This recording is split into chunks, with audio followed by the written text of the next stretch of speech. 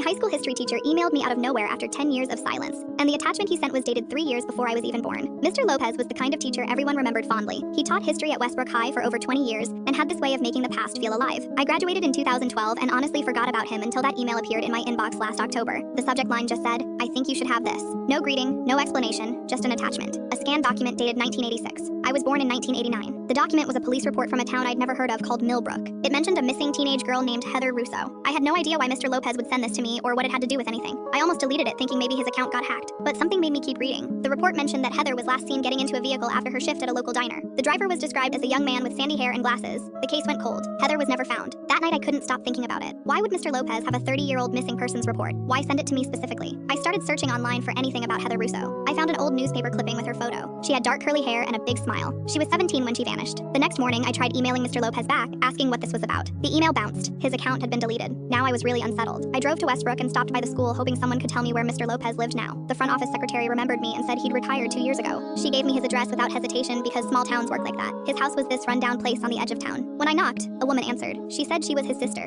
and that Mr. Lopez had passed away 6 weeks earlier. Cancer. She asked if I was one of his former students and I said yes. She invited me inside. The house smelled like dust and old books. She explained she'd been sorting through his belongings and mentioned finding boxes of strange things, journals, newspaper clippings, photos of girls she didn't recognize. My blood went cold when she said that. I asked if I could see them. She hesitated but eventually brought out 3 cardboard boxes from the basement. Inside were dozens of clippings about missing girls from different states spanning decades. There were journals too filled with dates and locations and descriptions that made my skin crawl. The earliest entries from 1986 explained everything. He wrote about feeling invisible his whole life, never noticed, never respected. He described how taking Heather made him feel powerful for the first time. She had rejected him at that diner weeks earlier when he tried to ask her out. She laughed at him in front of her coworkers. He wrote that making her disappear proved he mattered, that he could control whether someone existed or not. Each victim followed the same pattern. Girls who dismissed him, waitresses who ignored him, cashiers who were rude. He saw himself as punishing them for not seeing his worth. There were 7 names total. 7 girls who disappeared between 1986 and 2001. All from small towns, all forgotten by the national news. His final journal entry answered why he sent me that email. He wrote that the cancer diagnosis made him realize nobody would ever know what he accomplished. He spent his whole life being underestimated and he couldn't stand dying the same way. He chose me because I wrote an essay in his class about unsolved mysteries and how truth eventually surfaces. He wanted someone curious enough to dig but removed enough to not be suspected of involvement. I called the police that same day. They took everything. Investigators matched handwriting in the journals to Mr. Lopez.